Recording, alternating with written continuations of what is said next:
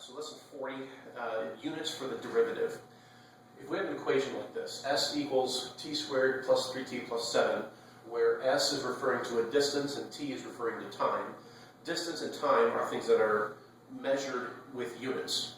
In this case, let's say the distance is measured in meters and time is measured in seconds. Well, our ds, if we were talking about derivatives here, our ds means the change in s, little triangle is the Greek letter delta, and scientists and mathematicians use this to mean change. So our change in s is our change in distance or position measured in meters, because that's what we one of the things that we measure distance in. dt is going to be our change in time, delta t, change in time, and that would be measured in seconds because that's what this equation is measured in for the time units. And so if we divide ds by dt for our derivative, ds dt, what that means is we end up with velocity, sometimes known as speed or rate. There is a technical difference between these, which is not important at the moment. But point being, if we have our distance measured in meters divided by time measured in seconds, we have meters per second. That's a unit of velocity. So if the question says, example 40.1 says, the distance s of the particle from the origin, blah, blah, blah, blah. What is the rate of change of the distance with respect to time when time equals 4 minutes? Well, if it wants to know the rate of change of the distance to the time, that's asking for the derivative of distance over time. So we need to find the derivative of that, of our original function. And it says at 4 minutes. So once we find the derivative, evaluate the derivative at t equals 4, plug it in, and we get 11. But since this was a word problem that had units in it, we have to remember to include the units. And the units for our answer here of the derivative is going to be our distance units divided by our time units, so it would be meters per second. The same sort of thing happens. Example 40.2, we're given an equation that relates velocity as a function of time.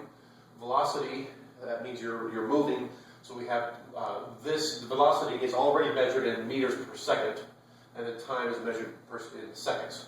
Same concept, our velocity is changing, delta v, or change in velocity, measured in meters per second.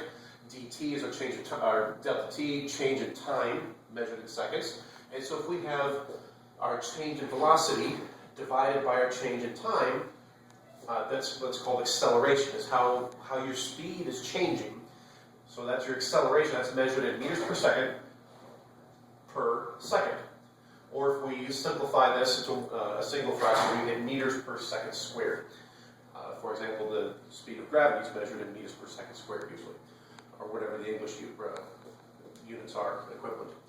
So same type of question, velocity of the particle in meters per second is given by this equation. What is the acceleration of the particle when t equals 3 seconds? So if it's asking what's the acceleration, well, that acceleration is the change in velocity over the change in time. So we need to find dv over dt, which is the derivative. So just take this, find the derivative, and it asks for at 4 minutes. So once we've found the derivative, dv over dt, evaluate that for at 3, plug in the 3 for the t, comes out to 26. And again, since this was a word problem that had units, we go back and say, okay, what were our units? It was meters per second divided by seconds, which is meters per second squared, so we make sure we have our units at the end there. So it's not a difficult process, it's just context. If there are units, the units actually do mean something, and so our answer is going to have some kind of units, and so here's how you put the units in when you're talking about derivatives. And that's that.